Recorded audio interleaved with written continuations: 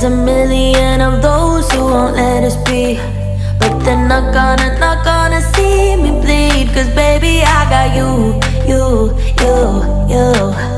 I've been beaten to the ground, dragged across the dirt.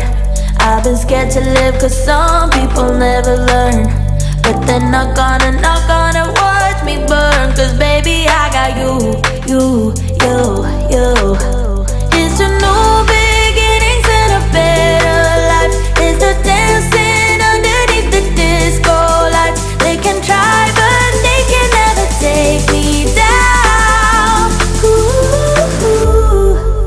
Cause I'm not afraid, I'm not afraid, I'm not afraid to love, not afraid to love you. I'm not afraid, I'm not afraid, I'm not afraid to love, not afraid to love you. They always bring all the lonely, but with you here nothing can scare me. I'm not afraid, I'm not afraid, I'm not afraid to love, not afraid to love you. I will tell them what I'm feeling forevermore. I don't care about their feelings, not anymore. So let's show them that love is pure, no matter who it's for. It's a new beginnings and a better life. It's the dancing underneath the disco light. They can try but they can never take me down. Cause I'm not afraid, I'm not afraid, I'm not afraid to love, not afraid to love you. I'm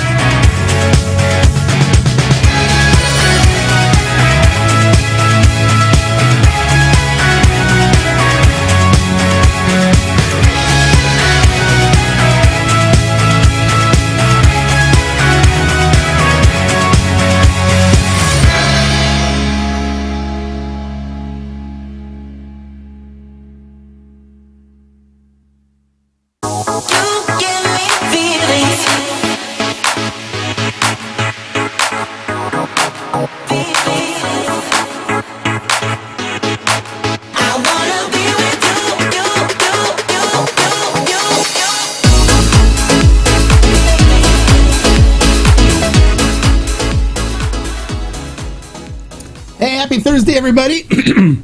Welcome to this episode of Q&A with the Hombre, or Let's Talk Tequila with the Hombre, whatever you want to call it. It can be either or. Let's crank a little bit of that music up here, since this is more of a casual type of thing going on here. Let's see. There we go. How's everybody doing today? A lot of interesting things happening recently. For those of you that were part of the collective, you got your access to the G4 Madeira Reposado. That sold out to the collective. Actually, we made it public on Ferment and Still, but we only had 5 bottles left. Most of the Tequila Barrel and Agave Collective members picked that up.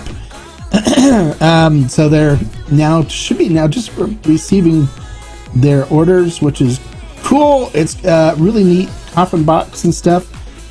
So that was a really nice benefit for the Tequila Barrel and Agave Collective members. I try to do that with them when the allocated stuff comes out. When we're only getting a certain amount of products, I give the access to that to the Tequila Barrel and Agave Collective for the TBAC members, which is the Discord group. The link's in the description if you want to join. Because it's my way of saying thank you to them for supporting me and supporting what I do and being a member of the collective. And then they also get access to all the special buys, the barrel buys and stuff that we do. And we've got some really good ones coming in, including a really nice Blanco from Viva Mexico that exclusive for us. This one's going to be really good. And then we have 2 barrels of the San Matias Gran Reserva that are going to be 90 proof. That should be getting bottled here soon and sent out to us. And then we have some other buys that are coming in as well. Some cool things. So the Tequila Barrel and Agave Collective membership really pays for itself. It doesn't. And then it's a cool community too, where people share things and post and ask questions and help each other. And it's a good group of people. Very positive. There's no negativity, no bashing, none of that stuff. We just don't allow that. So it's a good group. So if you're interested in joining, please come join us. We'd love to have you. Some other stuff that's happening. I did the budget. I kicked off the budget brand series. That went big. People love that. I got a lot of great response back from that. So we're going to be, it's going to be an ongoing series where we're going to dive into budget brands, and then I'm even going to review some of the ones I don't like and talk about those as well.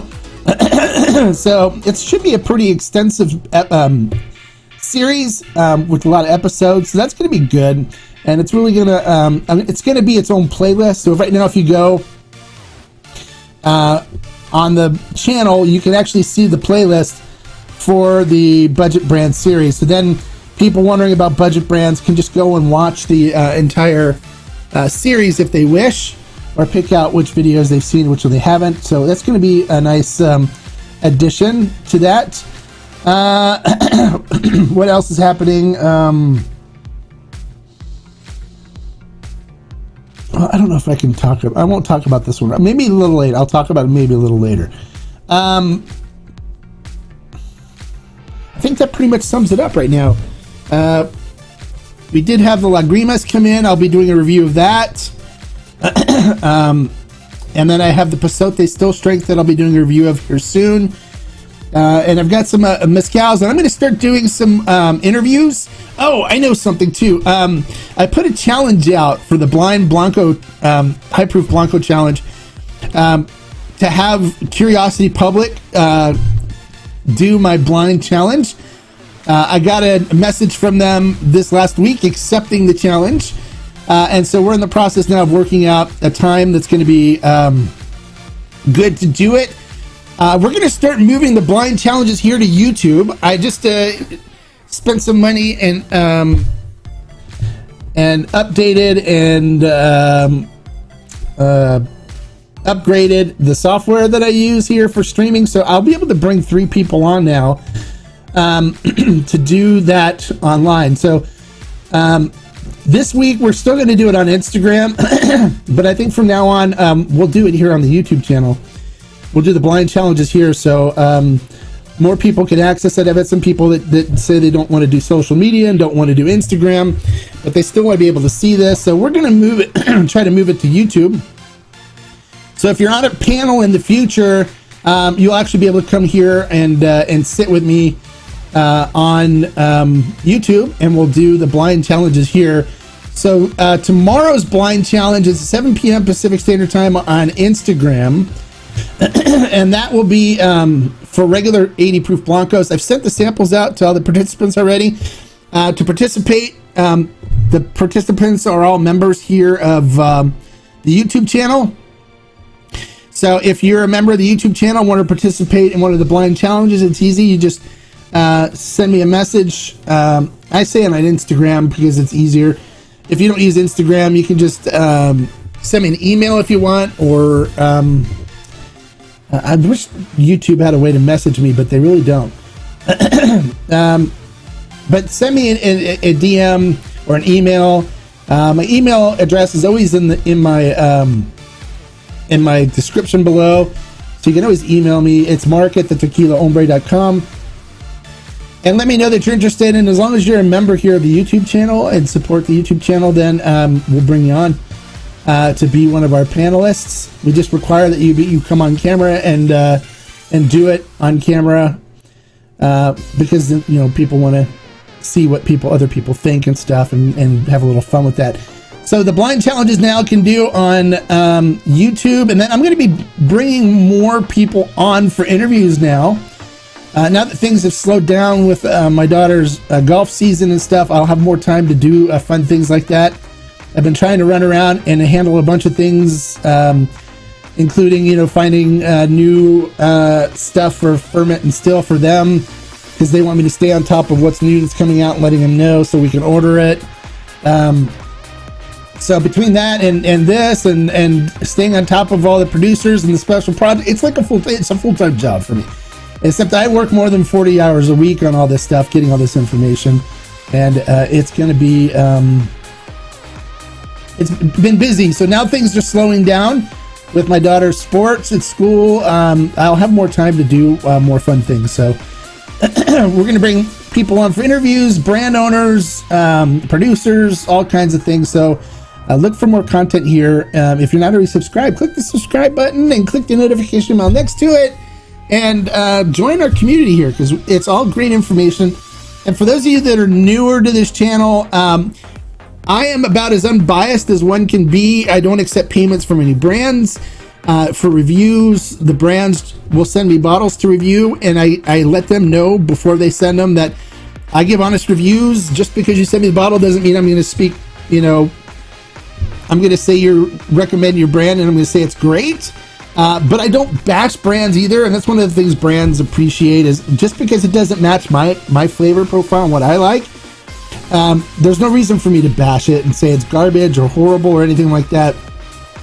Instead, I basically just say, it's not for me, and then maybe if you like something with more like this flavor profile. So I'm nice in that, and that I don't trash brands. I don't believe that trashing other brands or other people or anything does anything to make me look good or to boost me in other people's eyes. I don't believe in trying to raise yourself up by talking negative about others.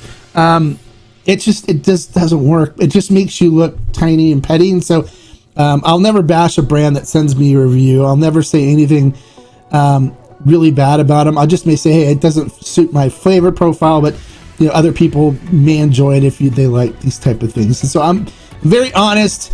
I'm very, my wife likes to say sometimes I don't have a filter, which tends to be true. I tend to speak my mind and speak what I think, and let people know the facts and not only just opinions. So that's one of the things I pride myself on. So if you're new to the channel, you'll witness that a lot with me as far as how I do my reviews and spread information stuff that I do. So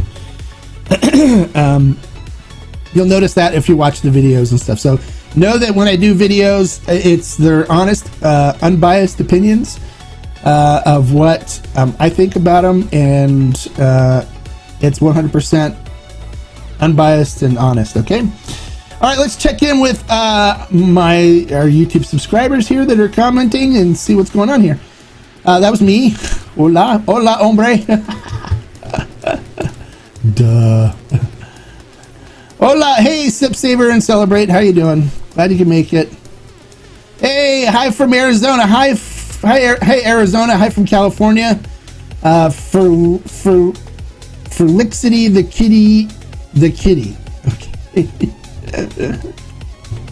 Welcome. Glad you can make it. Hola, Beyond Barrels. Bienvenido. Welcome. Glad you can make it. Hey, Ricky X. Hola to you too. Happy Thursday to you too. Glad you can make it. Hey, El Mexico. Hey, how's the Tapatio aging project coming along? It's done. It's just, I pulled the stave out of it. It's just melding right now. This is the one too that I pulled the stave out of. This is the G4 Madeira, the second batch that I dropped the stave in that I've been using for, that I used for aging wine. So this is going to have a Chardonnay notes to it because the stave was soaked in Chardonnay. So look at that. Doesn't it look great for it's equal to about a repo. It's about 3 weeks, so it's about 9 months, equivalent to like 9 months in a barrel. That looks great, right? That looks really good. So this, I'm really excited about this one. I can actually do a little tasting now if you guys want me to, but if you don't want me to, that's cool too. I don't have to do it. But just let me know. If comment yes if you want me to taste it and stuff. And I can do a little tasting and tell you guys what I think about it. I haven't tasted the Maduro yet. The Madeira repo that's come out yet. I'm supposed to be getting a bottle today. 2 bottles today. So I'll be getting them later. So I'll probably pop and let you know what's going on. Hey, SMC and Anna Day-Yeg. Hello from Edmonton, Alberta. Oh, Canada, my home and native land. True patriot. Love Canada. Love hockey. So Canada is great. Yes, Beyond Barrel says yes. Okay, he wants me to taste it. So if you guys want me to do a tasting of this G4 aged Madeira that I did myself with the Beyond Barrel aging staves, comment yes, and I'll do the tasting. I've got only 2 people so far, so if there's 18 people on, you guys don't forget to give me a like. Don't forget to click the thumbs up for all the information I'm sharing today, and I'll keep you guys. I'll keep giving you guys more and more information. How about that? You click the like button. I'll keep talking. I'll keep helping you guys answer your questions and stuff. So is there any questions that you guys have about anything going on right now? That I could help you guys with? I would be more than happy to. There was some discussion with somebody had with me on the channel. A comment that said it was made about San Matias, and I want to clarify something to you guys. When I say something doesn't have additives, it pretty much doesn't have additives. Whether it's on TMM's list or not, not everybody that's additive free is on TMM's list, okay? Matter of fact, a lot of other places that aren't additive free are not on TMM's list. TMM is not the authority or Bible on what's additive free and what isn't. They're just an organization that offers that program for people that want to get involved with their program. But there's people that don't want to get involved with their program, which is perfectly fine, but it doesn't mean they use additives. And I keep getting in discussions with people. Casa San Matias doesn't use additives. They do not use additives. They don't believe in them. And I know that because I've been at the distillery. I know the owner and CEO of the distillery. I know the chief consumer officer, the CCO of Casa San Matias as well. He's a very good friend of mine. I've been at the distillery probably 5 times now.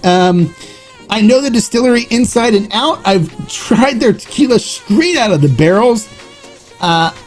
they do not use additives. And so I was having this discussion with a guy about Karma C, and he said it tasted artificial to him. And it's like, okay, well, how do you determine what tastes artificial or not? I mean, you can't really do that. The way you can tell something has additives is by tasting stuff that has additives in it and seeing what it tastes like, and then tasting stuff that doesn't have additives, and you'll notice the difference. Okay, you've had enough tequila in your life, you get some experience, you'll know whether something's been enhanced or not. It's pretty evident in it. You don't need TMM saying that it's additive free. But even when TMM says it's additive free, it doesn't necessarily mean that it's additive free. It only means they're not using a certain kind of additives in it, because you can only detect what are called the smoothing or calming additives, which are like 4 basic additives, but you cannot detect or know if they're adding flavoring additives to it. You will not know, you cannot say for certain that they're using flavoring additives in it or not. So it's not 100% accurate. It never will be, it never is. And plus, TMM, while it's a interesting group of people that are tequila people, and he's built a nice app, they're not certified or not authorized to give any type of certification. They can't do that. So it's not even a certification, but people run around throwing the term certification out. It's not a certification. It's just that they verify that under their conditions and stuff that it doesn't have additives, but it's not a true approved certification. And Grover will even tell you that's not a certification. They can't use the word certification because they're not legally able to, because they're not authorized to certify anything when it comes to tequila. Only the CRT can. So I keep getting in arguments with people about this, and there shouldn't really be an argument, because but people are under the impression that because TMM says that it's additive free, it's got to be additive free. Not true.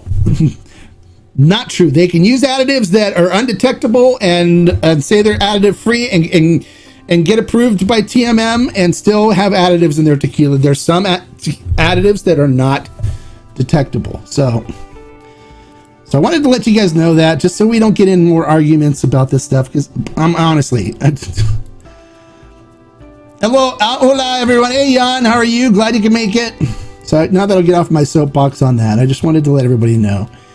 Any updates on Puntas? Ocho has posted that it's on its way to the US. Well, yeah, if it's on the way to the US, it's not here yet. I'll hear from the distributor when it comes, and I'll post it up on the Discord, Austin. And I know you're on the Discord, so I'm waiting for word from them. Typically, when it leaves for the US from Mexico, it could take anywhere from a month to a month and a half to get here. I'm predicting that we'll see it probably early December, would be my guess. By the time it hits Samson & Surrey's warehouse and then is then shipped to the distributors. Because the way it works, I mean, just so you guys know, the way all this works is an exporter will bring the brand in to the US. And so when the importer brings the brand into the US, they bring it to a warehouse.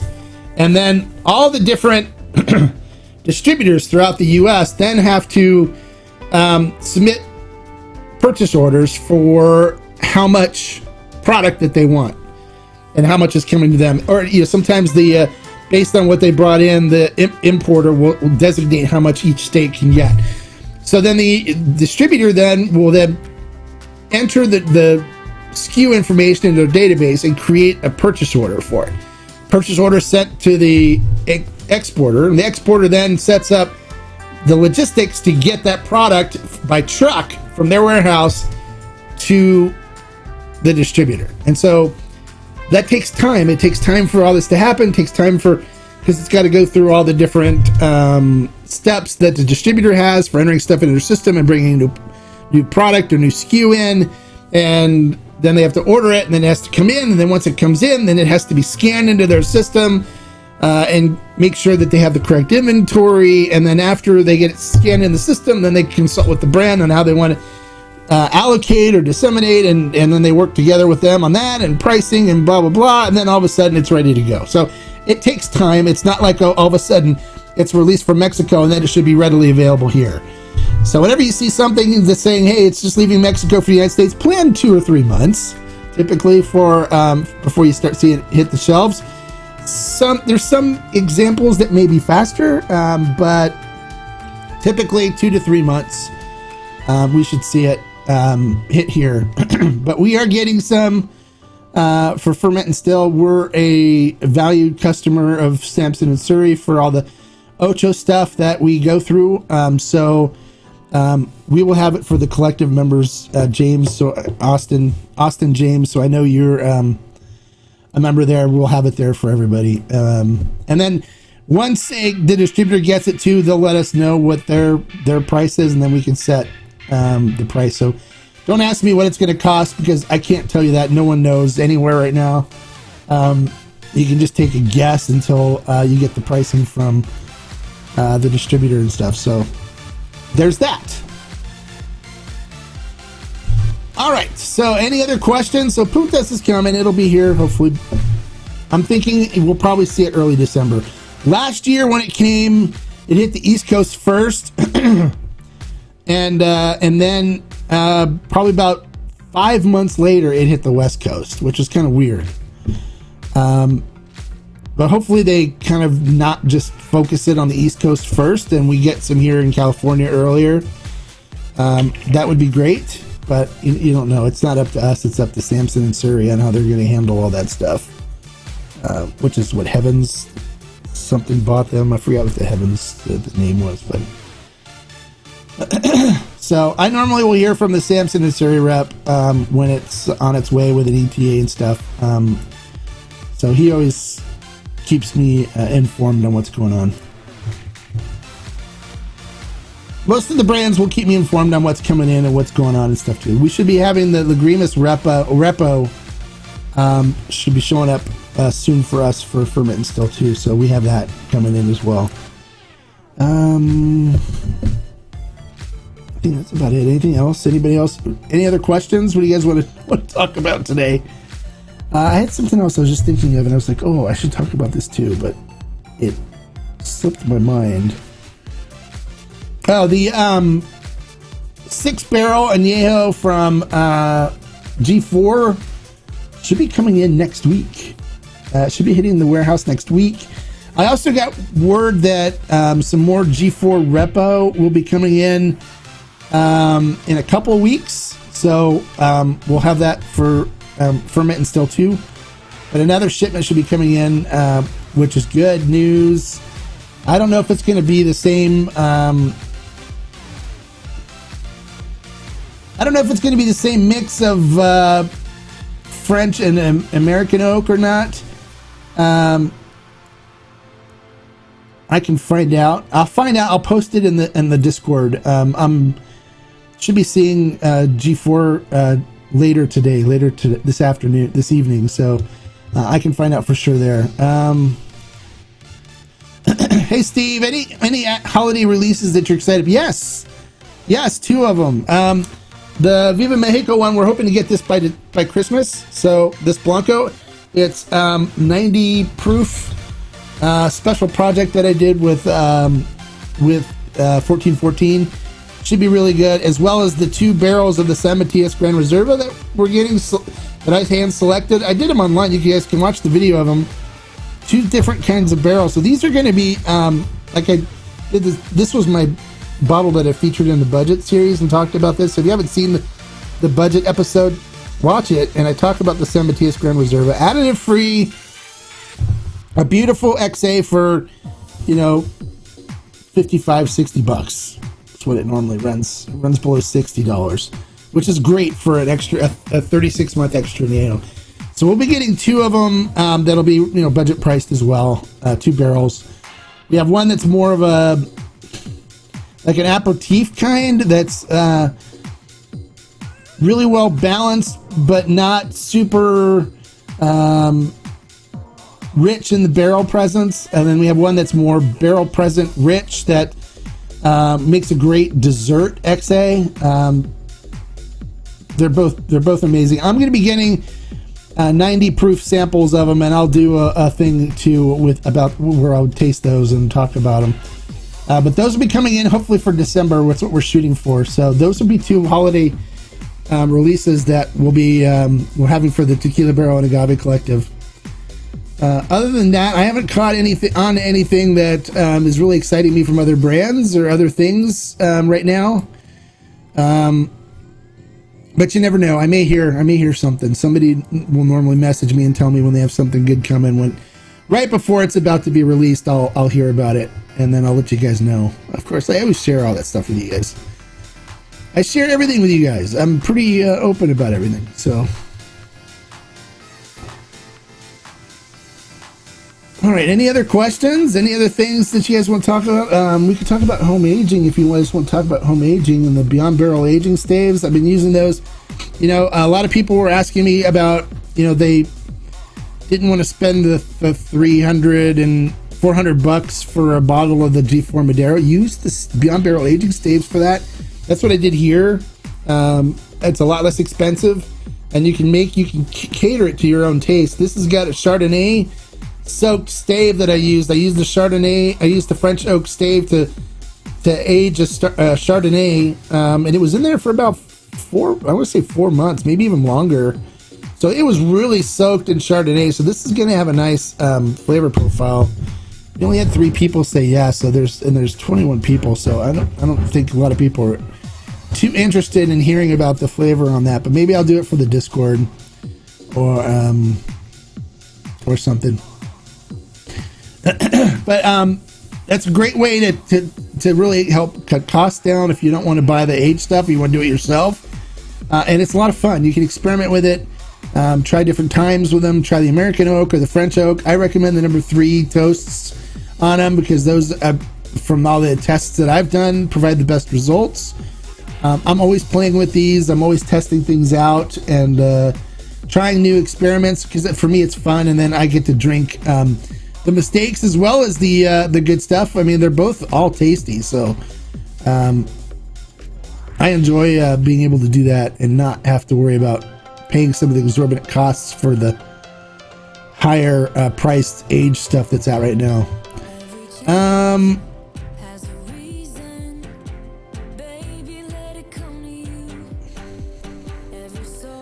Do you worry that tequila will become gimmicky like bourbon has become now? Seems like everyone has a bourbon and a bourbon finished in their grandmother's apple pie. Your thoughts?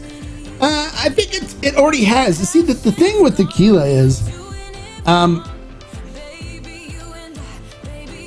it's kind of like bourbon in that there's only so much they can do to alter the flavor profile, right? So there's already been a lot of gimmicky stuff, like the Lot 150 Fortaleza. I mean, gimmicky, and people went crazy over it. I mean, they're infamous. They're really good at doing the gimmick game and getting people excited about stuff that that most really, I mean, good tequila people are like, okay. Like the Lot 150, right? They distilled it proof and they used fiber in the fermenter. There's like, you know, a bunch of brands that do that every day. It's not anything completely different or mind-blowing that they're doing, but it's like, okay, we'll do a batch like that. But how about you just focus on getting your product restocked instead of doing these weird one-off batches? Instead, produce enough that you can fill the shelf so people don't charge ridiculous prices for it. I mean, that's typically how I feel about it. And I feel the same about the winter blend. It's like they come out with the winter blend, everyone goes crazy. It gets up to $400 or $500 a bottle. People get pissed because they're like, what? Everyone's jacking the prices up, and they're only doing that because if they didn't, then people would buy it all up and then resell it on Facebook and Instagram for 3 times what the retail price was, and people would be paying for it. So, but instead of just spending their time focusing on getting their inventory restocked, they're masters at keeping the demand high for it and the supply low. So the prices come up, and then, you know, more places want to buy it because they're getting higher margins than the typical 30% for retail. So there's all kinds of gimmicky stuff like that. They change barrels, cognac barrels. I'm using French oak for this batch. We're aging it in pre-used Scotch barrels, or or rum barrels, or so there's already all kinds of different gimmicky things that they're doing for things, which is cool, because there's only so much you can do with tequila, since you're limited to the agave you can use and the process you can use to make it, and nobody wants additives added to it, which putting it in a barrel you're doing anyway. So you take a Blanco and you put it in a barrel, guess what? You're adding additives to it. So the additive thing's gotten a little out of control, I think, personally. Yeah, it's bad that they can put additives in and they don't tell you and they don't have to disclose, but it gets to the point where when you've tried enough of them, you can detect them yourself and know. And when you think about it too, it really isn't that bad. It really isn't. It doesn't bother me. I used to be really, really upset about the additive thing, and I used to rail against additives, and I don't buy additive filled tequila. But for me, it's not a huge thing, because I can tell when I drink something, even when someone says, "Oh, this is an additive." I've had times where people sent me bottles, and then after I did it, I said to them, "Oh, come on, you're using additives in this." They go, "No, it's from the wood, it's from the barrel." And I go, "Come on, I'm not any idiot, okay? I've tried a lot of things out of different barrels before, directly out of the barrels. I know what barrel aging does, and this has definitely been enhanced. You can't tell me it's not been enhanced." And then they'll go, "Okay, yeah, it's been added. We added additives to it, but it's because people, were complaining it wasn't sweet enough, and they wanted this and that." So they're just trying to help, fill consumer demand. Typical Americans love sweet tequila, and that's not what real tequila tastes like. And so I keep educating people on that. But the brands that do it because it sells and because people like it, and they're allowed to. So, if you taste it, but see, it becomes, what's happening is the additive thing, it's become a boogeyman. It really has. It's become a boogeyman where everyone's like, "Oh, this is really rich in vanilla and caramel flavoring. So they're probably using additives." And I get all kinds of messages from people all the time. "Hey, this was really had a lot of vanilla flavor to it, and I think it's got additives. Does this have additives?" I'm like, "No, they don't have additives." And they're like, "Okay, well, how do you know?" "It's because you taste it. It doesn't have additives." So I'm going to give you guys the inside scoop on how to know whether something has additives or not, okay? Here's the inside scoop. If it's got additives, that's all you're going to taste. That's all you're going to taste is additives. So if you try, and what I may do, this might be fun. I'm going to do a blind additive, no additive challenge. You're not going to know the brands. You're not going to know what's in them. But we're going to send you samples of additive tequilas and sample of non-additive tequilas. And you're going to be able to taste between the two of them and taste the differences, and then make a determination as to whether you think something has additives or not. And we'll see how many people get it right. And I think after people go through this and see what the differences are, they'll be able to go, "Okay, yeah, I can tell when something doesn't have additives in it or not." So we're going to do that. I'm going to do a blind additive challenge. And so if you're a member of the channel and you're interested in doing this and learning a little bit about avocado or additives, message me, send me a message. And this will be one of our next ones. We'll do this for November, I think, or maybe we'll do another special one in October. We'll see. But I think that would be kind of an interesting thing to do and educate you guys a little bit on additives. But it's become a boogeyman, and it's not, there's no need to make it a boogeyman. There's no need to be afraid of people sneaking additives in your stuff, because it really isn't that super bad. And people are like, "Well, why isn't the CRT?" Because, like I said, it's really not that bad. It's just certain group of people have made it a priority for their marketing and stuff, and it's great for them.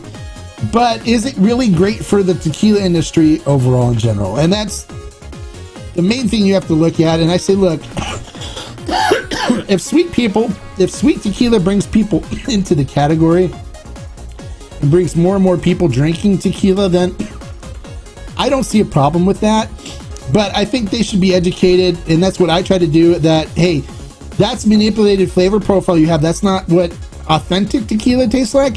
So if you like that, try this. This is another sweet flavor profile that doesn't have any of the additives in it, and see if you like this. And so I like approaching it like that, not like, oh, you're drinking crap. You're drinking a bunch of, I don't believe in doing that and turning them off, but instead saying, all right, great. If you like a flavor profile like that, try this one and see what you think. This one doesn't have any additives to it. That one, it's adulterated flavor profile. They've added stuff to it to enhance the flavor profile. This one's less expensive and it's natural. So try this and let me know what you think. And people come back a lot of times and they go, yeah, that was really good. Yeah, I actually like this one more than the real super sweet one. And so then, then you get them transition. I've had thousands of people that have transitioned from liking the sweet stuff to the non-additive stuff all the time. And when you've experienced the additive stuff and can know what the flavor profiles are like, I mean, as soon as I open a bottle up, I go, oh, this has got additives in it. I know, I mean, it becomes pretty evident that there's additives or not. So that's one way to tell. But I'll put together an additive blind. I think that'll be fun. Additive versus no additives. Of course, we'll have to use aged expression, so we'll use XAs or añejos or something like that. And I'll actually go out and buy some of the additive stuff to use. I think the only additive tequila I have in my collection is this bottle of really sweet syrupy stuff that's pancake syrup in a bottle. So I've got this, but I'll get some other additive stuff to throw in the mix. So you guys can we can do this blind, and that way you don't need to rely on whether it's on a database or not, and you can not feel bad about buying other brands that don't want to participate in that program that still don't use additives, because there's a lot of them that don't.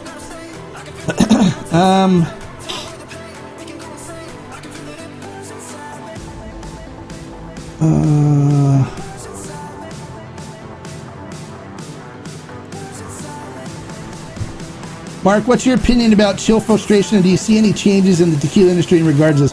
No,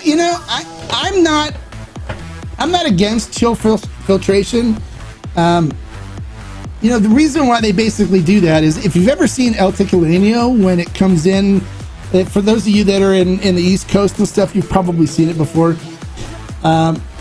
When it comes during the cold season, like right now, when we're heading into wintertime, they don't cold filter their tequila, and so you end up getting these I'm trying to remember what fatty acids that coagulate when it gets cold, and so you end up seeing white particles in your tequila because the presence of these fatty acids. And the fatty acids typically come from glycerin, which is a natural byproduct of fermentation. Oh, I'm about to sneeze. Hold on.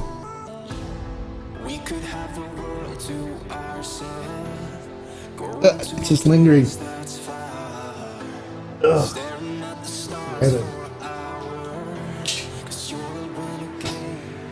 All right. So I don't see any problem with chill filtration because it takes those out. And I know that I used to get people that message me all the time. I've got white flakes in my El Tequilano floating around, and it's like, okay, well, let it warm up to room temperature and then shake it. And then when you do that, they disappear. So by chill filtrating, it takes that stuff out, so then you don't have to worry about having these fatty acid particles floating around. It does things like that. So there's nothing wrong with chill filtration.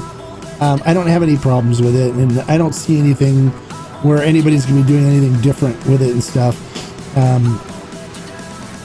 Preach. Okay, I'm a preacher. I get up my soapbox. I know. I'm sorry.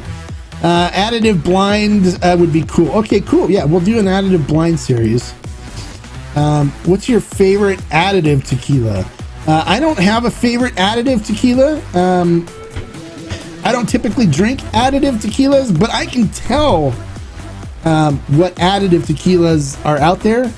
When I first started drinking tequila, I started with Agave de Oro, believe it or not. So I started with it because I liked it. I liked it was, you know, caramelly and sweet, and I didn't know better when I first did it. But I had Agave de Oro, and I had what is it? Tres Mujeres 835 was another one that's a big that has a bunch of additives in it. I picked them up. Excuse me. I picked them up from Mexico when I was at my timeshare in Cabo, from a tequila store that sold me them. I didn't know any better at that time, but now I don't prefer them, so I don't have any additive tequilas that I drink right now. Everything you see here is no additives. There's no additives in it. Normally when I get a tequila sent to me that has additives, I'll do the review on it and I'll say it's got additives in it. You can tell that it's enhanced, and then I normally just dump it down the drain. I don't keep it because I've got 1,300 bottles here now that I'm running out of room, so I need to find. I don't know why I fish it.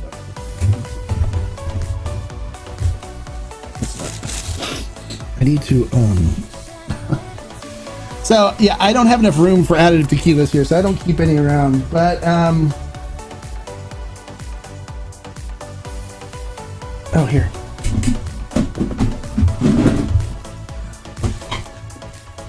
All right, I'm going to mute you guys for a second. Hold on.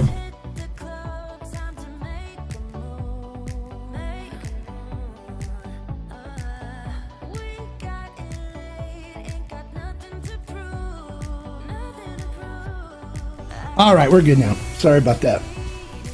I have no room in my collection for additive tequilas, and I don't enjoy them personally. But I don't see anything wrong with people that enjoying them. I think the main thing is to know what you're drinking, right? I got a bottle of Tromba Cedeno 50. I like, but I think it may have additives. Does anyone know? I'm pretty sure Tromba has additives in it, but don't worry about it. If you like it, drink it. One of the things that additives are used for is, you know, with tequila, every batch is going to be different. It's not going to taste the same.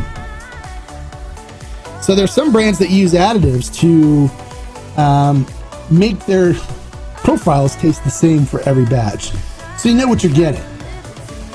So there's nothing, you know, wrong with that, I don't think. But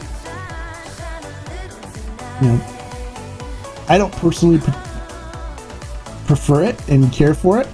But if other people do, that's fine. There's nothing wrong with it at all. Really, seriously. Don't make it the boogeyman. It's not that big of a thing, really. And, you know, the main thing is don't bother the brands. People are messaging brands and saying, hey, you're not on the TMM list, they're using additives. Don't do that. Don't do that. Just buy the stuff and taste it. But I'm going to educate you guys on how to do that. So the blinds will help with that. So you'll know. You'll be able to do it yourself. You'll be able to know. And then I did the additive test too, which is the way you detect whether it's got the 4 smoothing additives. It's the exact same way the CRT tests for it, as well as any lab, because with the smoothing additives, they don't evaporate, right? They don't evaporate. So when you bottle a tequila, when you do a tequila, everything comes out of the still, except for maybe water if you're adding water, but still water will evaporate. Water will evaporate and disappear. But everything that comes out of the still should, if you put it in a pan and heat it, or put it in a test tube and heat it, should evaporate. It should disappear, right? So if you take a Blanco, straight Blanco out of a still. You put it in a little test tube, or put it in, I use a skillet pan, and just put a little bit in the bottom. If you evaporate it, it should be clean. There should be nothing there, right? If there's a gel there, then that was added after the case. So the way the CRT does it, and I know this because I've experimented and I talked to them and stuff. The way the CRT does it is they use test tubes with a sample in it, right? They measure the sample, and then they put the sample in a test tube, and then they evaporate it over heat. And when they evaporate it over heat, they'll see whatever particles are left, and then they measure that after they test to see what it is. You know, when you have a barrel presence, there's going to be barrel pieces and wood pieces and stuff that are left over. But if you taste it, they're kind of bitter and weird tasting. It's not like it's not sweet. It's not vanilla or medicine, like cherry cough medicine tasting. But if there's additives in it, it's going to be gelatinous. It's going to be like a sticky, gooey substance there. And then it's going to taste sweet and sometimes like cherry, cough syrupy. And that's the stuff that's the calming additives. That's your vegetable glycerin. That's your aguamel or your simple syrup, your oak extract, other things that they use for calming additives. Those four are the ones that are detectable. And so those are the ones you'll know. And so TMM's philosophy is, look, we test for these, and if they're using these, then chances are they're probably using flavoring additives too. So we'll just say that it's, if we don't find any of these four, then it's additive free. But they could be adding flavoring additives to it, which will evaporate off because they're suspended in alcohol, and then it's the flavoring additive compounds are the same as what you're getting out of wood, like vanillin and stuff like that. They're natural substances that are also found in wood and would be present anyways. So all they can say is, yeah, look, there's a presence of this stuff, but we can't verify that somebody actually added it because it's going to be there anyways if they aged it in wood. So there's no way to prove that they've added flavoring additives or not. And so that's one of the big things a lot of people don't understand, is that when TMM does their thing, if they send it off to a lab, I don't know, I've never verified that they do send it off to a lab or what they do, but Grover claims that they use a lab and send samples off to them. Well, if they do that, they're only testing for the 4 calming additives, which you can do at home yourself, just by putting it in a pan and evaporating it and seeing what's left and then tasting it. If it tastes sweet, guess what? They've added additives to it afterwards. So my test caused a big problem for people where it's like, oh, now you're the authority on finding additives. Well, it's the exact same thing that everybody else does. I've had people that tried it and said, well, there's no residual stuff in the pan, but my house smelled like chocolate chip cookies. So they must be using additives. Well, guess what? If you're evaporating vanillin, and it's going to smell like chocolate chip cookies in your house because you put vanilla extract in your chocolate chip cookies. So vanillin is going to give off a vanilla smell. So it may smell like a bakery still because of all the stuff that was in there is evaporating, which happens when I did El Tesoro. My house smelled like chocolate chip cookies, and we know that El Tesoro doesn't have additives in it. So it's going to be there no matter what. So don't let it be a boogeyman. Don't let it ruin you from wanting to try other brands that may not be on the list, but don't use additives, because there's a lot of good brands out there that won't be on the list, refuse to be on the list, refuse to participate in the program, but still do not use additives. Does that make sense?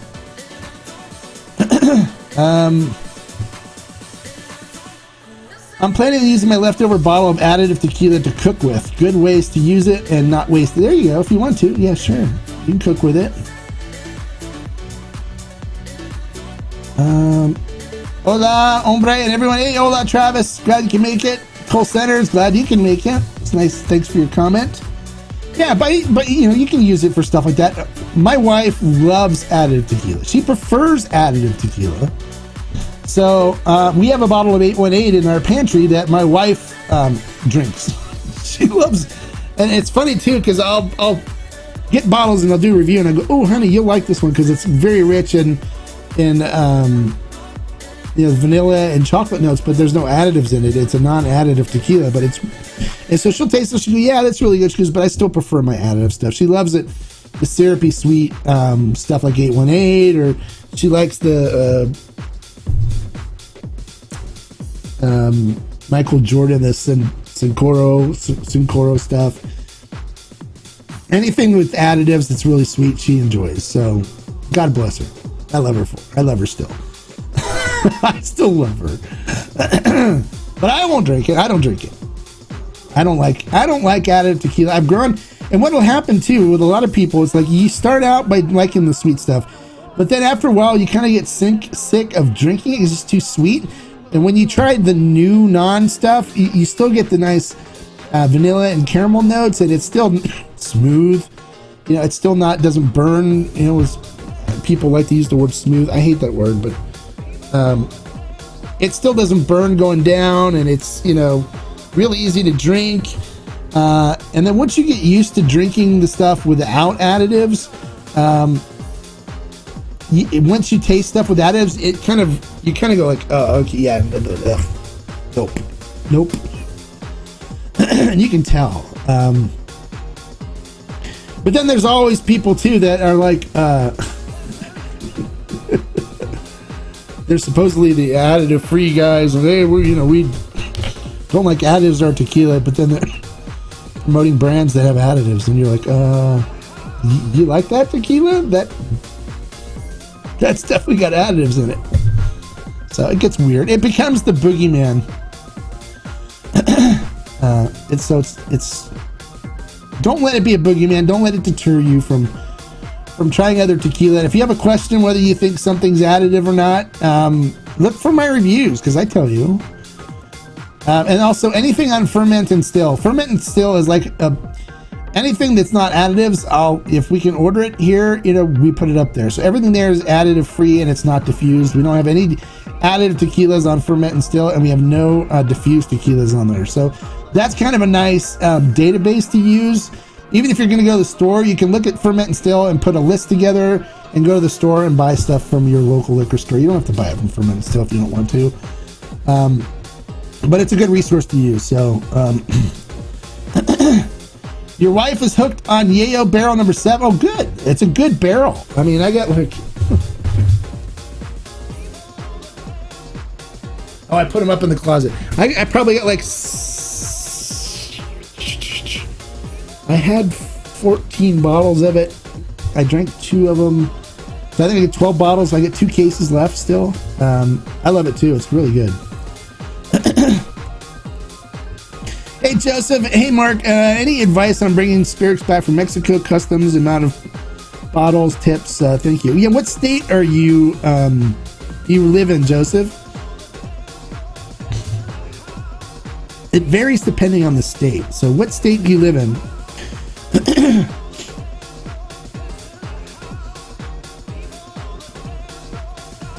Travis says he has his wife hooked on Lalo. It's a good one to have her hooked on.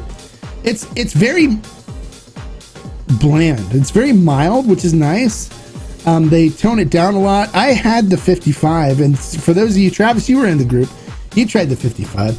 You can tell they do something to it because the flavor on the regular Lalo, it's more than just diluted. I think they do a cold filtering, because mine was the 55. It came just out of the still. It was a special bottle that they made for me for my birthday. It was the only one in existence according to Lalo.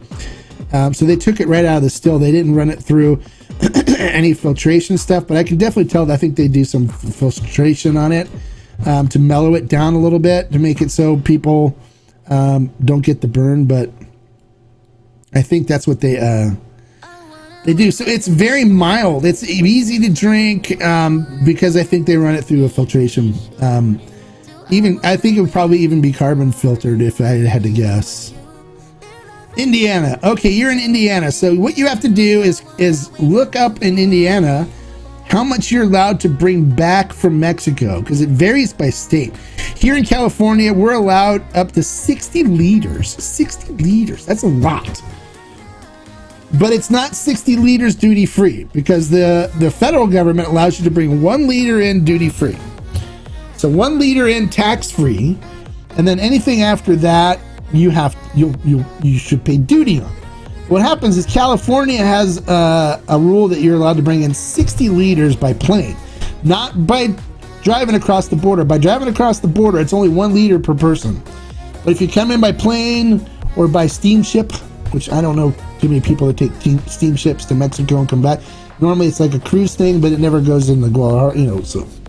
But if you fly, you're allowed 60 liters, and then you will pay duty on anything over a liter.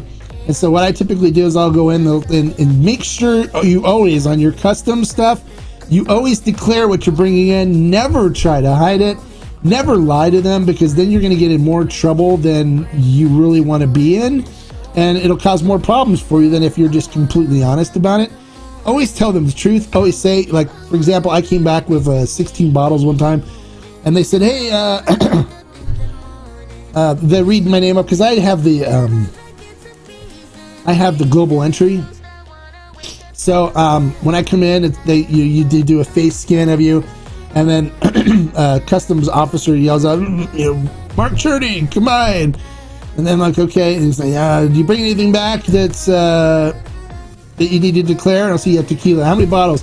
16 bottles. He'll go like, say 16 bottles. What's the worth of the 16 bottles? And I go, it's like $300.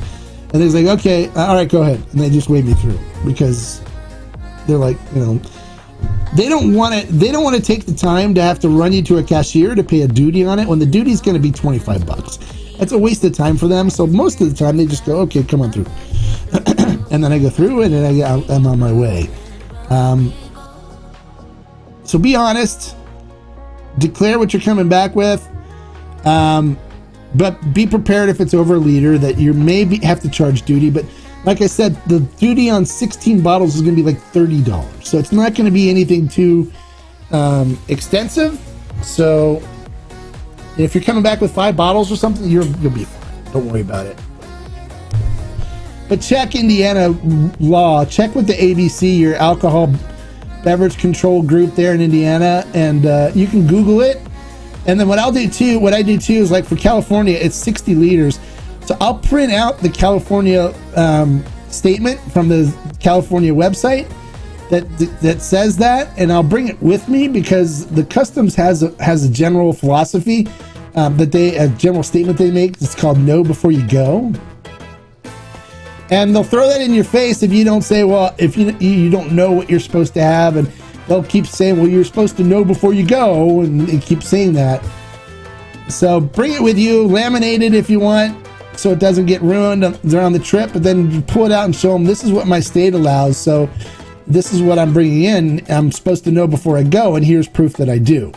And a lot of times the customs guys, they're like, okay, and a lot of them are idiots. So if you have a problem with a customs person, ask to speak to a superior officer, and get it.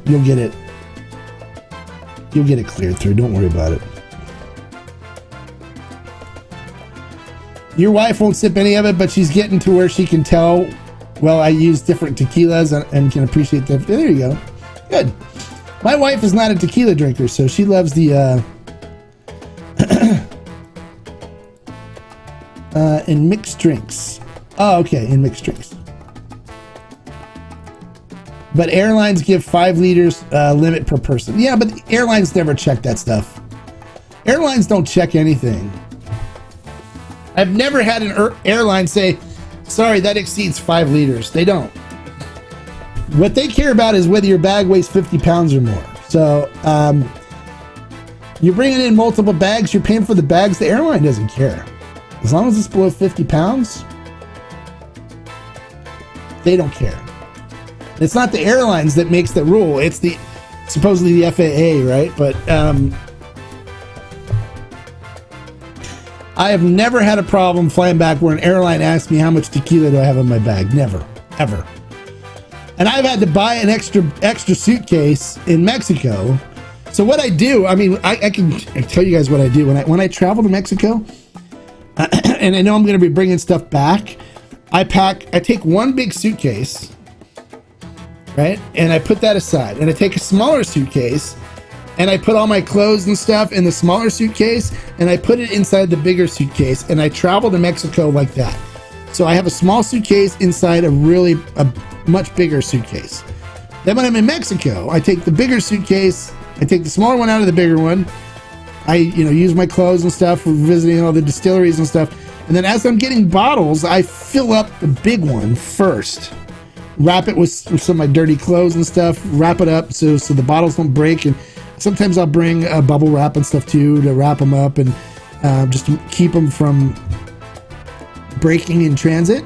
And then I spread them between the two suitcases so I don't exceed the 50-pound weight limit on the airlines, because if you do, then they charge you, extra fees. And I have exceeded it before, and the charge wasn't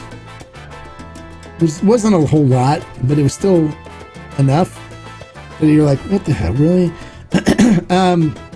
I had one that was 55. I went to 55 pounds, and I had one time where it was 52 pounds, and the guy at the airline was like, "All right, don't worry about it. We'll let it slide this time." And I was like, "Well, thank you." But I always try to make sure that they're below 50 pounds, and then the airline doesn't care.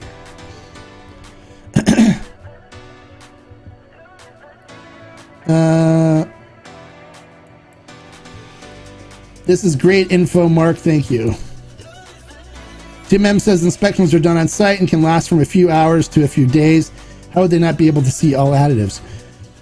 Well, because you can do additives without them being there when you're adding them. It's just like, how many batches of tequila do people do, right? And if I do a batch and then I put it in a barrel, and the barrel's going to be 6 months or a year or 3 years when it comes out, how are you going to verify that I don't put something in it afterwards? How are you going to verify that I don't hire a consultant to put additives in it? There's ways around everything. There's ways of beating any system. So I've been to distilleries all the time where I've been there while they're making it. Been there through the process. Tasted stuff straight out of the barrel. And still have people arguing with me that it's got additives. So there's ways of getting around, even if they look at books, right?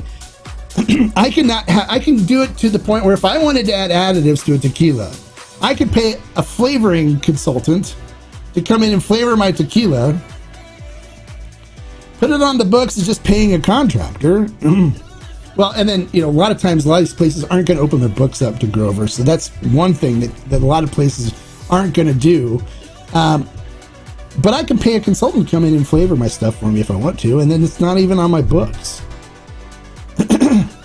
I can have a flavoring consultant. There's flavor houses that will come in and flavor stuff for you if you want a contract for it. There's ways to beat the system. It's not 100% foolproof. Thanks for the airline. You're welcome. You're welcome. Just keep it below 50 pounds and you're good. Hello. Hey, hola, Miguel. I go to distilleries all the time. I see what they do. I know how they do things. I'm there all the time. I done tour videos. You see my tour videos. But he's not going to be there for every batch that's ever done. The CRT is. And so that's one of the things I like about the CRT system that's coming out, right? The CRT system does they're doing additive-free stuff now, and they get a sample of every batch. Every batch made, they get a sample. They get a sample of every single batch. When a distillery makes a batch, they have to put a sample aside for the CRT. And the CRT takes the samples. Whether they test them or not, it's a whole different story. I don't know. I don't get involved with the CRT's business. I know a lot. I've met a lot of the people that are at the distilleries in the CRT. I've been at El Pendillo when the CRT agent was there working in the lab, and I sat and talked to him for a while. They test everything. They're very passionate about tequila. They love tequila. They want to protect protect the category, and they do good work. I've talked to them before. They're nice people. I've been in El Mexicano when the CRT rep. I even posted a picture on Instagram, I think, of the CRT car that was parked there. These guys are at all the distilleries. Every time they're producing, they're there. So if there's anyone that's qualified to do it, it's the CRT.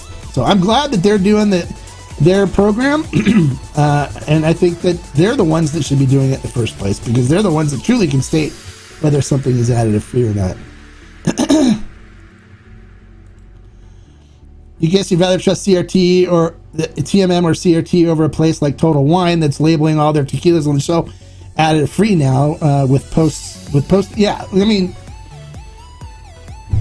I would trust the TMM or CRT over Total Wine as well. I mean, I don't blame you for that. But see, everyone's turned the additive free thing into such a boogeyman that everyone's putting additive free on everything, and there's no like nothing stopping them from doing it. Although the CRT now is stopping people from putting additive free on the bottles. So from what I heard, they're even not allowing the brands that were buying the TMM additive free stickers to put those on the bottles. They can't do it anymore. They've stopped it. I know some brands have told me that they won't allow them to put additive free on the bottle anymore. So I haven't verified this with the CRT or anything, but some brands that I've talked to said that they were not allowing it, which, you know, is good because they didn't certify that it is additive free, so it shouldn't be on the bottle. It's a sticker or anything else on the label or whatever. So there's that's happening now too. So as far as what's on the shelves at retailers, you know, Total Wine, you go through there and you'll see panel scores of like 98 and 95 and stuff for things from some obscure website. I don't know what website they use, wine.com or something like that, which is a bunch of garbage things. And you'll see like high scores on their,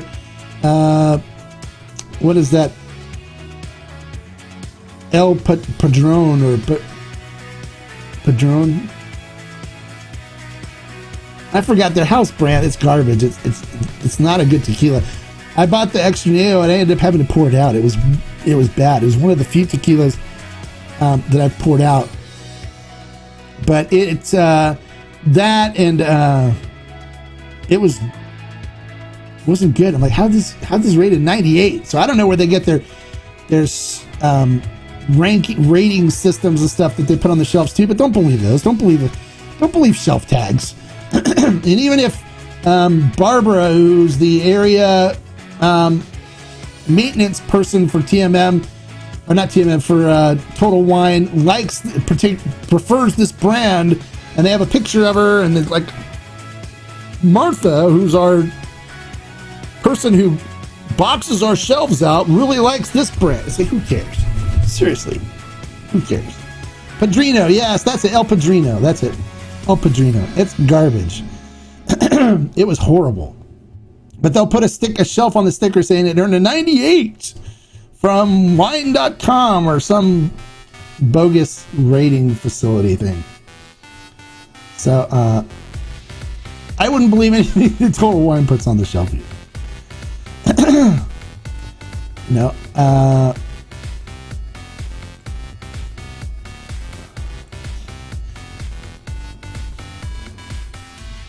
But people worry, like I get people that argue with me on 123 organic tequila, like for example, there's no additives in that. None. Zero. Additive free. Great tequila, all natural, no additives. But they're like, oh, it tastes like it has additives to me because there's more vanilla. Well, guess what? They use new barrels that are toasted and not charred. So you're going to get a lot more oils from the wood present in there, and it has that, definitely has more of a wood presence in it, but it also gives more of like a cinnamon flan kind of flavor note to it versus the charred, smoky, chocolate, vanilla stuff. So it's got a really nice flavor, and it's very easy to drink. No additives to it. I know the owner of the brand. He would not tolerate additives in his tequila. He's there when he makes it. He makes it, so he's there when they're making it. He oversees every step. He goes to Mexico and takes care of all that. So I know there's no additives in it, but I'll have people all the time that want to argue with me that there's additives in it because they think that's what the flavor profile says. So don't believe that. It's not true. Random question: have you ever come across Volan's single barrel repo aged in French oak made for different states? I have not. I've had Volan's. I did a review of the Volan's single barrel repo, which is on the channel, but I haven't seen it made for different states. So I haven't come across that. And as far as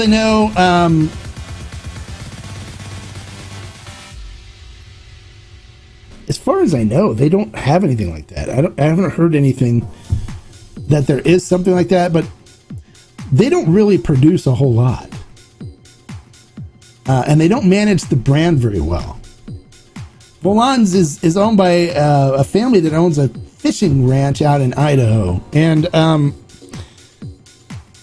it's really not managed very well. We're still waiting for the still strength to hit California.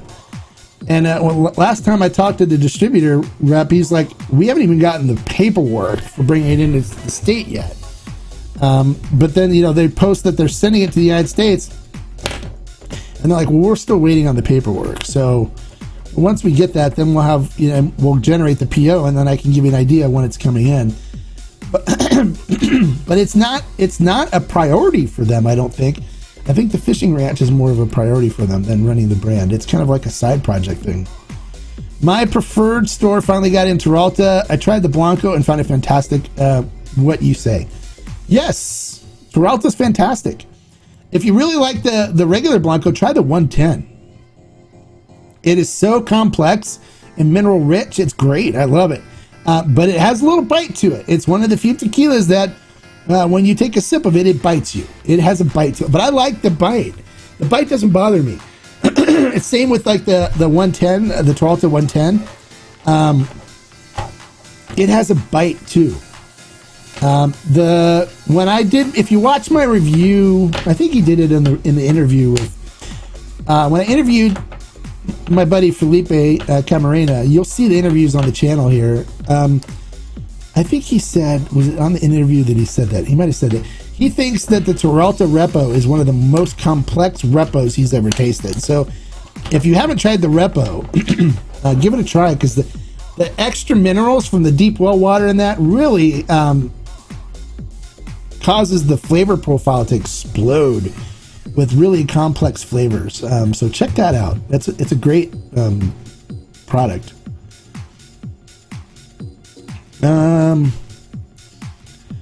Is the Diablito XA a single run, or will there be other batches for them? No, it's not just a single run. They've done other batches.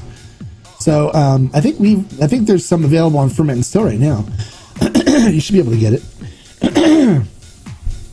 Yeah, he's done multiple batches of it. So it's good. And then from what I understand too, the El Luchador is going to be doing an extra añejo too. So I'm waiting to get more details on that from him, but we should be seeing a El Luchador extra añejo sometime here in the near future, hopefully. So he did tell me one was in the works.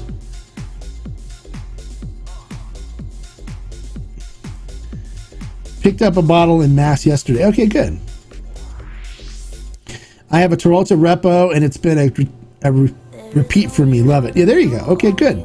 Cool. Yeah, I love the Repo and Felipe will tell you it's probably one of the most complex reposados he's ever had.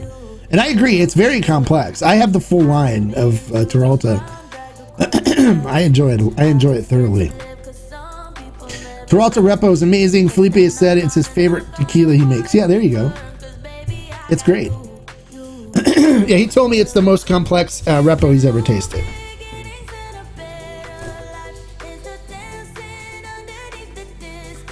But if you ever go to to visit Felipe and actually hang out with him and get to know him like I do.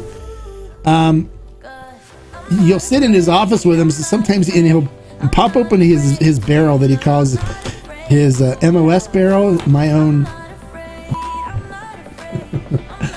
And it's just a mixture of stuff that he puts in the barrel. And then you sit there and drink it with him, and it's good. But they also have now in when you go in the lab, if you've ever do a tour and can arrange a tour at El Pandillo, they take you through the distillery stuff, and then you finish in the lab. And the lab is where they'll pour you your samples to try their tequila and stuff. And they're like, hey, hombre, let's do this. And they pull out this carboy, 5-gallon carboy, that they have like all these different experimental batches and stuff, but they put all the stuff into this carboy. So it's a mixture of all these different brands and batches and stuff in there. And they're like, oh, here, try some of this. And I was like, oh. So that was fun.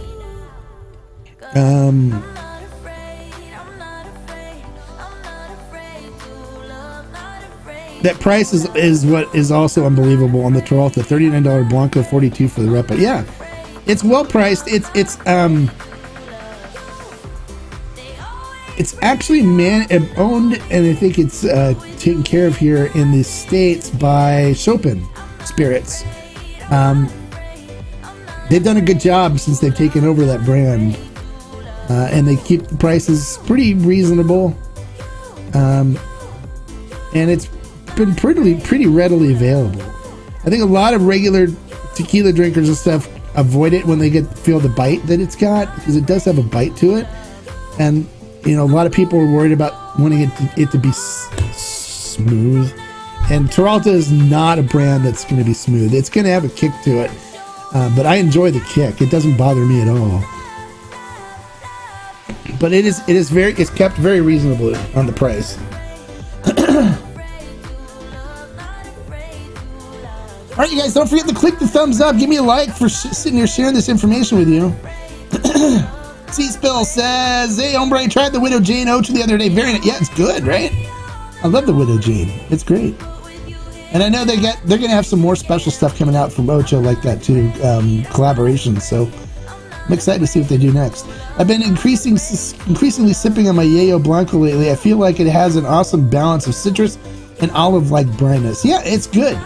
I mean, all the Blancos from 1414 are really good.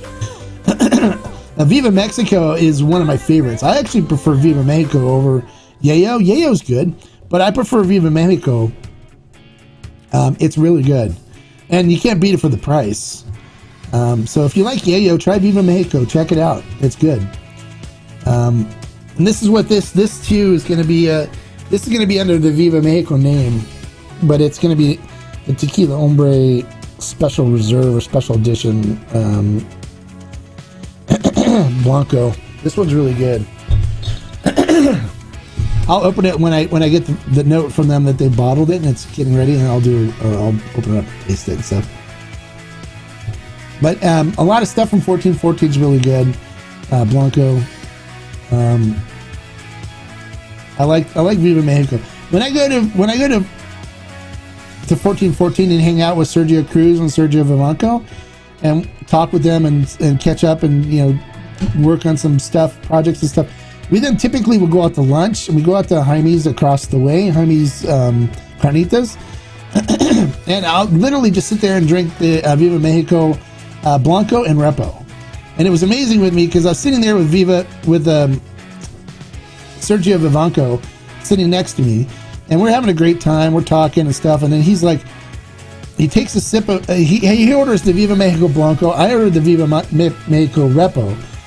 And he takes a sip of his Blanco, and he goes, what is this? This is not my tequila. And I go, what? You can tell? He goes, yeah, this is not my tequila. And he's like, he's like royalty in around us. He's like, hey. And so Jaime himself comes over and says, yes, Sergio, what could I do for you? What's wrong? He goes, this isn't my tequila. He goes, you guys put some other tequila in my tequila bottle. This is not my tequila. And then Jaime was like, hey, grab another bottle of Viva Mexico, bring it over here. So they grabbed a sealed bottle, they brought it over, and they popped it open. They said, "Here, taste it." Yeah, this is my tequila. I don't know who you've got back there doing this, but they're putting other tequilas in this bottle. This is against the law. You can't do this. And they were like, "Oh, sorry, sir." I'm like, "Wow, you can read." I know my tequila flavor profile so well. I know when it's not my tequila that they're serving me. I'm like, "Well, good for you. That's awesome." So that was kind of an interesting thing. But I always sit with them and drink. I drink the Viva Mexico Repo, which I really enjoy too. And I always got Viva Mexico here. It's good. And Total Wine, if you guys go check Total Wine, they sell Viva Mexico. They have it.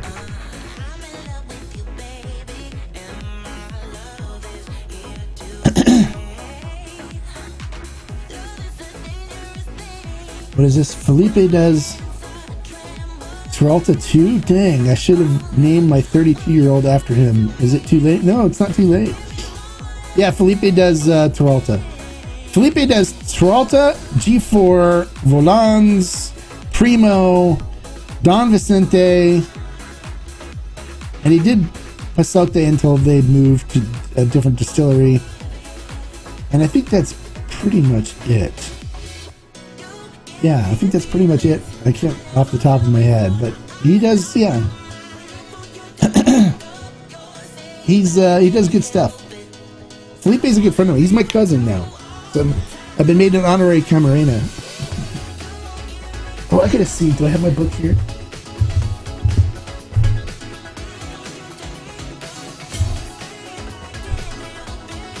I don't have it here. Sometime I gotta show you guys the book. I have the whole lineage, the whole family line of the Camarenas. It's really cool. They gave me the book and made me an honorary Camarena. So I always joke with like Alan, which is Felipe's son. I always joke with him and call him Primo. I'm like call him my cousin. Same with Lalo, with Edward Camarena. I call him cousin too, and even Pedro from Primo Tequila. I call him Primo too. We're all. All have fun with each other. A good group of people. I love the Camarenas. Never had them, but any thoughts on those limited Corazon expressions aged in bourbon barrels, Weller, Eagle Rare, Stag? You know, those are hit and miss. We did. I can show you here. Hold on.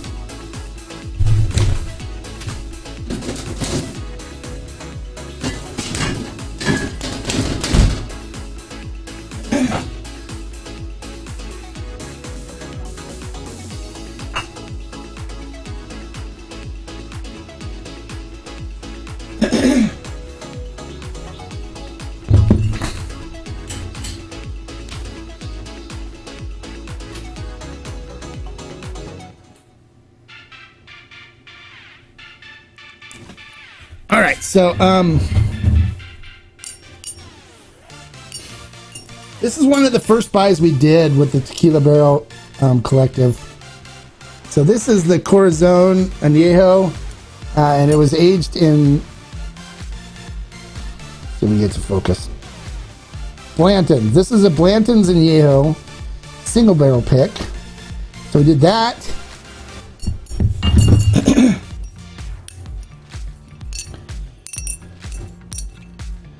And this one is the Repo that we did. That was a Eagle Rare. That's a Repo single barrel. So I picked these out personally. I went to the distillery, and this is one of the first barrel buys that we did. So this was back in like 2018, I think, maybe 2017. So I picked these out, and these were two of the best barrels that were there. I must have tasted probably 18 to 20 different tequilas that weekend, and a lot of them were not good. So it's hit or miss. You don't know what you're going to be getting out of the barrels. So I'm not a huge fan of Corazon. I think Casa San Matias does better things under other projects. But if you can find a good one, there's good ones to be found. The Expressions line is better, I think. I have a bottle of the first run of Expressions of the Buffalo Trace. I have, which was, I think was 2013 was when that was made. So I have the first run of that, and it was good. It's good. So the Expressions line is different than these, and the Expression line is, I think, better.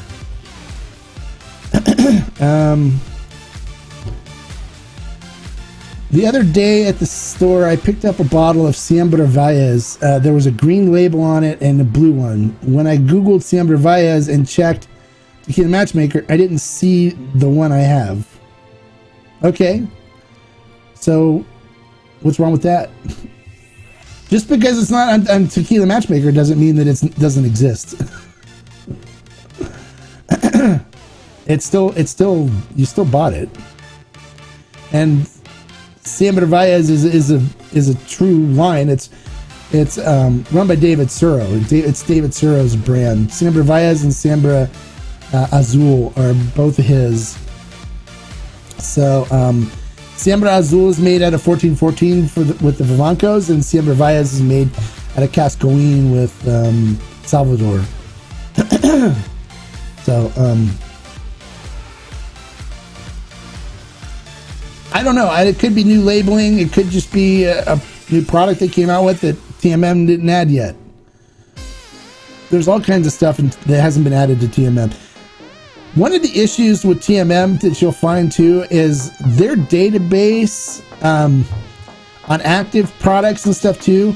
They use a database that is accessible to the public. And the CRT doesn't really update that database very often. Maybe once a year is what I was told. So there's a lot of information in there that's outdated and not correct. It actually triggered, one time it triggered G4 being put as not active. And then people were going crazy wondering, why is G4 no longer active? What's going on? People were messaging Felipe and bothering him about it. And it happened just as I was flying to Mexico for a trip. And so people were messaging me asking about G4. I'm like, there's nothing going on with G4. That information is not accurate. And then I sat with Felipe at his dinner table the next day. And he was like, he goes, Mark, he goes, I was getting inundated with people asking me what's going on with my tequila. And I go, there's nothing going on. It's active. We're still making G4. It's my brand. I'm not doing anything with it. Blah blah blah. I've been trying to deal with people with about this. He goes, it's taking up way too much of my time. So not everything in TMM is accurate. So just keep that in mind. It's, they try to keep it as accurate as possible. But there's stuff in there that's not accurate. So if it doesn't exist in TMM, it doesn't mean it doesn't exist. It doesn't mean there's something different with it. It just means it wasn't updated in their database, that nobody was working on it or whatever. Just relax, it's okay. As Siembra Valles, you may have changed the label, or who knows. But it's a valid bottle. It's still good. I find stuff all the time that's not on TMM. Don't worry about it. It's fine. How does the Artenom 1579 stand up to either 1579 Expressions? How does it compare to Teralta? Well, I'll tell you, the 1579 Artenom is G4 that's aerated. That's all. That's exactly what it is. It's aerated G4. So they take G4 and they pump oxygen into it, aerate it, which softens it up a little bit, and then that's the Artenom series. So it's 50-50 rain and natural spring water. So if you're going to compare it to anything, compare it to G4, because that's what it basically is G4 that's been aerated.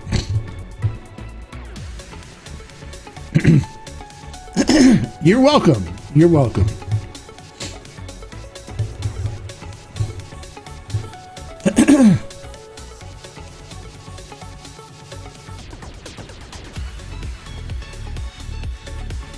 That's what I'm here for. I'm here to help you guys. But people freak out, and there's really no reason to. It's no need to. Just relax, stay calm. There's going to be stuff that's inaccurate in Tequila Matchmaker, and that's fine. It's not, I don't think anybody's ever said that it's perfect. And I don't doubt it ever will be perfect. But just because something isn't in TMM doesn't mean it doesn't exist.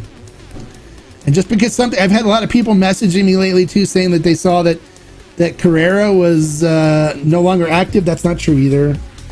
That's a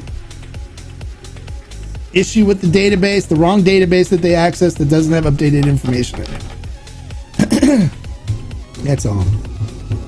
Carrera is very much active. They're still making it. It's still a functioning brand, and nothing's happening to it, except people are buying a ton of the still strength. I have to get that thrown in there because it's good. It's really good. And if you haven't bought the still strength Blanco yet, you're missing out. I'm telling you, get some because you're gonna love it if you do. Okay, thanks. We'll probably keep leaning more towards G4 then. Yeah, there you go. G4 is my favorite brand. Now I've got practically a whole shelf on this, on the lower, practically a whole shelf on the bottom here dedicated to G4. I've got Blanco, the Repo, the Añejo, the Extra Añejo, the 105, the 108 proof Blanco, the 5-year Extra Añejo, the 55-month Extra Añejo, the 6-year Extra Añejo that's in the wooden box, which is back up here. I got the Dia de los Muertos coming today. I got the first two cases of the first batch of G4 Madeira. Just a couple of bottles in the new one because I didn't like the new one as much as the first batch. But everything G4, I love it. I have my G4 polo shirt. I have my G4 t-shirt. I love G4. It's one of my favorite brands. It's great. We were the first. The Tequila Barrel and Agave Collective was the first to get the 108 proof in the country. We introduced it to the U.S. We were the first to get it, and it was great. It was, people loved it. Still do love it. But that was cool. We were also the first to get the 5-year Extra Añejo. We brought 2 barrels in as the first group doing that, and really helped the brand blow up and get a lot of people interested in getting barrels of that and finding more and finding out more about G4. So it was great.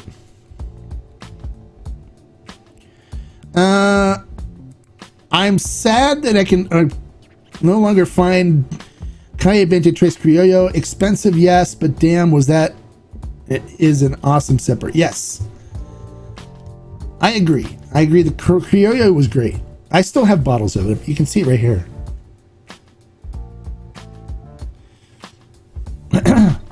So I have a supply, so I can sip it. I enjoy it. It is good. It's very good. It's complex. But I actually think I like the Carrera better now. I mean, I may do another blind challenge again where I'll include those 2 in it and see what happens. See how it goes, just as a test. But the blinds are more meant to be fun than they are to see whether. Was it Siembra Azul? They have blue writing on that label. Yeah, it could be Siembra Azul. He said Siembra Valles, but you know.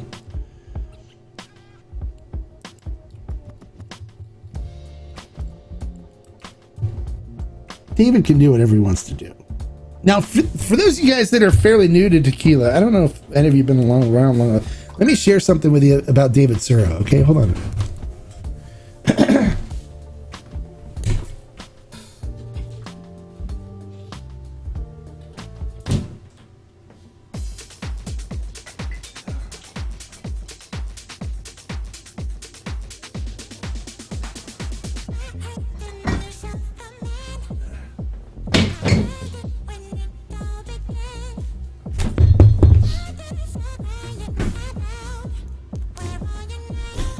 I love David Suro because he likes to play with the rules.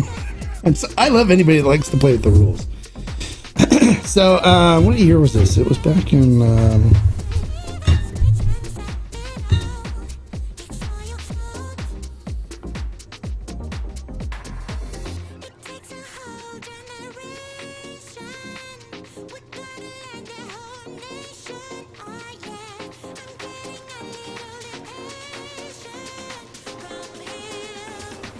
Well, it says the harvest was done in 2012, 2011 and 2012. But this is the Siembra Azul 10th anniversary Reposado.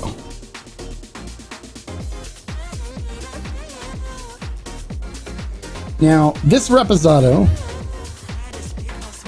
that he did for the 10th year, he said he was calling it a gift to tequila aficionados. And this one actually has añejo and extra añejo in it. But he called it a repo. So those that knew. Those that didn't, oh well, they didn't get in on it. Well, so this is an amazing reposado that really is a repo. And what he did was he did this because the rules in tequila state you can name something that's aged longer, something that's not aged as much. So you can age anything to age. So I can take a repo, right, and I can take an extra añejo and I can call it a repo if I want, a reposado. I can take an añejo, I can call it a reposado. I can take an extra añejo, I can call it an añejo. But I can't take any aged spirit and call it a blanco. That's where the line's drawn. So what he did is he took añejos and extra añejos and blended them together and created a reposado. Yay! So I've got a couple bottles of this left still. This is the 10th anniversary one. And then he did another one. Still think of the bottle.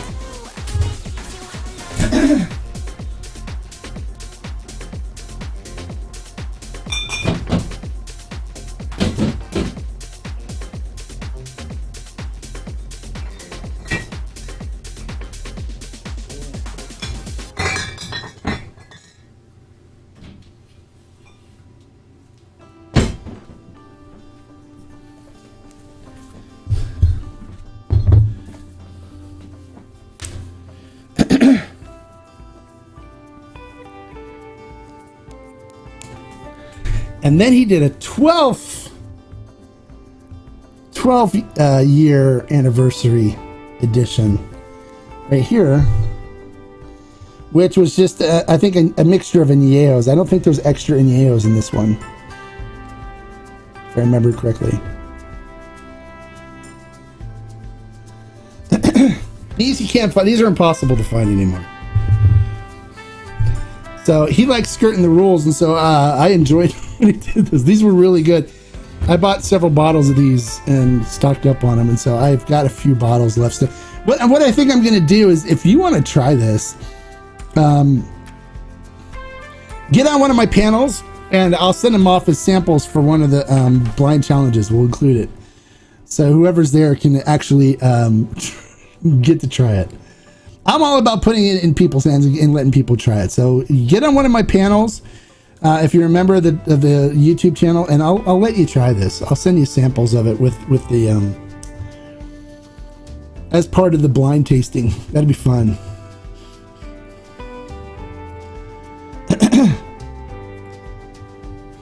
That'd be a lot of fun. So you guys, don't forget, the blind challenge for this week is tomorrow at 7 p.m. Pacific Standard Time on Instagram. We're going to do 80 proof blancos this time. And so as people don't get upset, I'm not going to have fun like I did last time with it. It's going to be like a serious blind challenge. So, and it's got a really interesting mix of blancos in there. So it's going to be fun to watch and to see what happens. And then, of course, I'll be drinking with them, but I'm not going to be talking about my tasting notes or anything like that. I'm just going to be drinking and smoking a cigar while I administer it from the Hombre Cave studio. So, hey, Tater Dom. Glad you can make it, man. So make sure you check that out. Put it in your schedule for 7 p.m. tomorrow on Instagram. It'll be fun. Yes, you would try it. Okay. I'm sure a lot of people would love to try it, but it's whether you get on a panel or not. You need to be a member of the channel and get on a panel. I like giving this to people that support me. I mean, it's people that, you know, it's my way of saying thanks. I let you try some interesting new things. So, old stuff. I've got some the Siembra Azul Elisa. The first run. I still have a bottle of that. I may have to break that out and do a sample thing with it with people too. That stuff's good. Stuff's really good. Some of the old school stuff, like the even the El Tesoro 70th anniversary. I've got that. That's great. You guys want to see like one of the most interesting bottles that ever came out? I'll show you this. Hold on.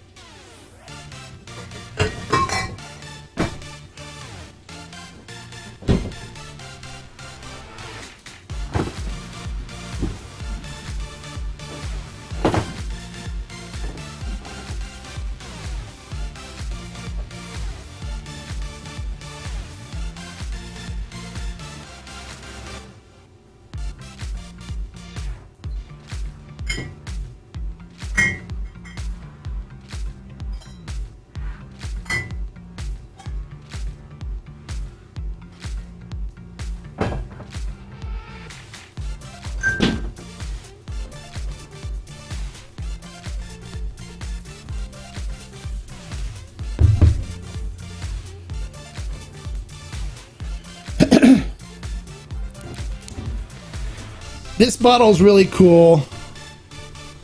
This is Romance by Milagro. You don't see these bottles anymore, and if you do see somebody that has it, they're like $1,000. But on the outside, it's Repo, and on the inside, in these little bulbs, it's Añejo. So they have two different tequilas in this. So it's kind of interesting. The Añejo comes out of this top here, and the Repo comes out of this one. I've got them wrapped with paraffin and stuff so it doesn't evaporate and so it stays sealed. But this is a pretty cool bottle. One of the most interesting bottles I think that I have seen. It's very delicate though. You just gotta be careful not to drop it or bang it because it could break.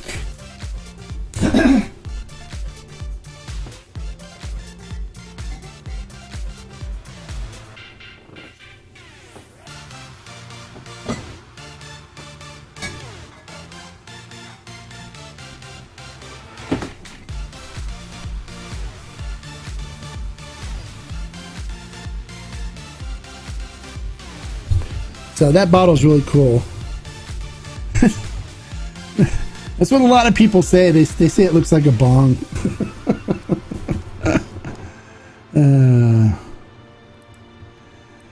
You remember that bottle at a local grocery store? Yes, yes. It was many, many years ago that bottle existed. You don't find it anymore. If you do, you'll see like maybe a store selling online for $1,000 or something like that. So, but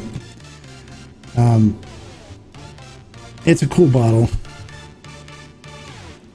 I've got a bunch of really cool bottles. I'll show you guys over the next couple of live streams. I'll pull some out here and there. So make sure you tune in for the live streams for that. Don't forget the Blanco Challenge. Travis Conboy is one of my participants. So he'll be there. Jan is another participant in it. He'll be there. And then we have... who's the other participant? Let me see. It was Travis... Jan,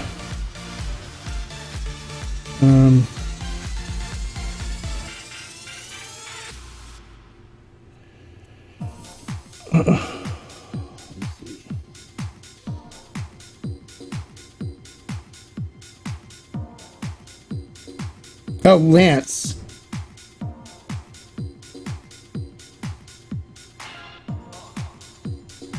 Lance is the other one who's going to be doing it too with us. So make sure you guys tune in tomorrow, 7 p.m. Pacific Standard Time for that. It's going to be fun. They already got their samples. Everyone should have them. It should be really good. Any thoughts on 1921 Añejo? Well, it depends. 1921 was really good when it was at a 1079. But when they changed distilleries, it just wasn't as good anymore. So I don't drink 1921 anymore after it left 1079. So my thoughts would be I would personally avoid it, but if it's something you want to try, buy it. Try it.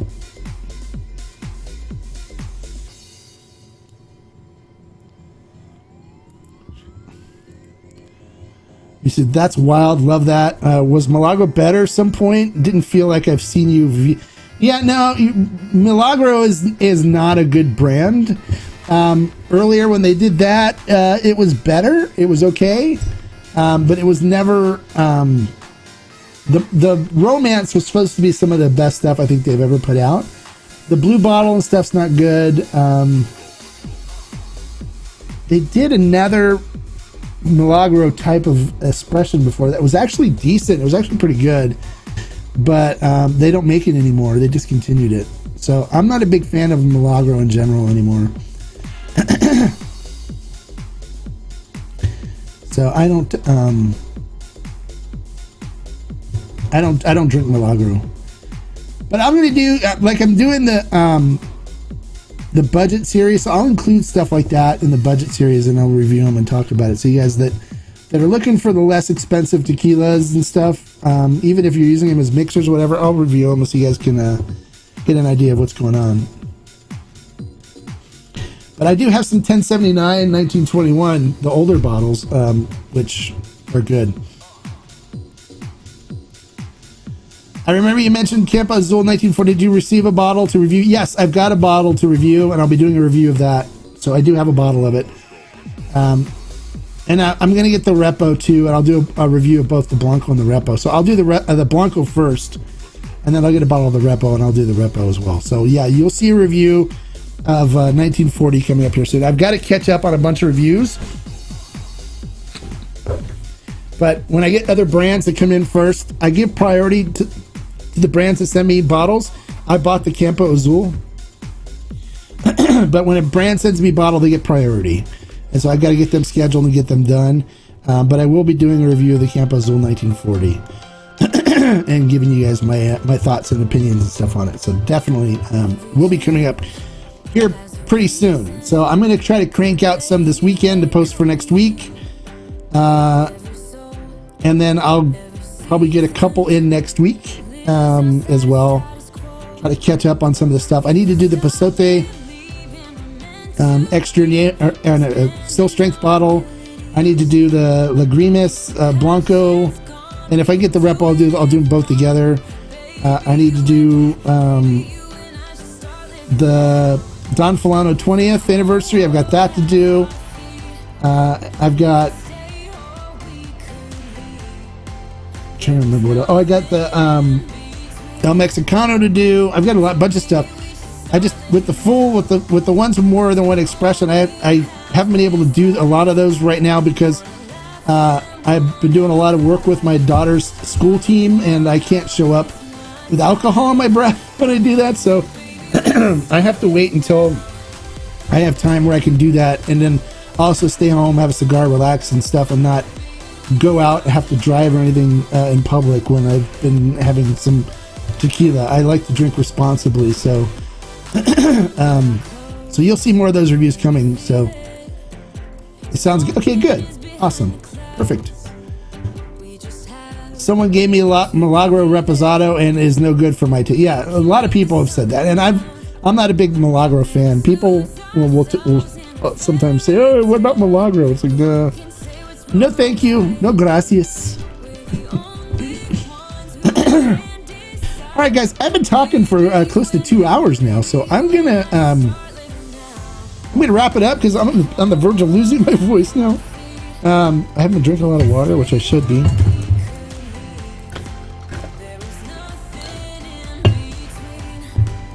But if you like the information I'm sharing with you guys, make sure you click the thumbs up. Give me a thumbs up for the information. And like I said, I hope to see you all tomorrow on Instagram. It's 7 p.m. Pacific Standard Time for the Blind Blanco Challenge. And then keep your eyes posted on Instagram and on the Discord for the Discord members. When we get the Blind Challenge scheduled with the Curiosity Public guys, it should be fun watching that. I think we'll have a lot of fun together. Those guys seem like they're pretty cool. And so make sure you keep an eye out for that. If you're not a member of the collective too, and you want to get in on some of these allocated bottle buys and stuff where you don't have to worry about whether you can get a certain tequila or not, the members, it's $10 a month. They've been getting all kinds. They got the 20th anniversary Don Fulano. They got the G4 Madeira. They got the Madeira Repo. All the stuff that's hot that's coming in, they get first shot at. So the key with that is to make sure you watch the Discord and set the notifications so you get notified when I post stuff in there. And if you do that, you'll get your hands on some really good tequilas like some of the members here have done. So Miguel just joined the Discord. Hey, welcome to the Discord. And what will happen is when you join, you'll probably get like 30 people that'll welcome you into the Discord. Really friendly group. Everyone's really cool. So glad you can make it. Hey, Joseph, later to you too, buddy. Thanks for stopping by. I appreciate it. And like I always say, guys, life is too short to drink bad tequila. So, hey, keep watching my reviews, subscribe, and follow what I'm doing here. You'll learn a lot, and you'll be able to get turned on to some really great tequilas. So, look forward to having you part of the community and part of the Tequila Hombre family. What's that? Yes, I wrote them and said, and hope they accept. Okay. What was that? You wrote who? I don't know what you wrote who. Did I miss something?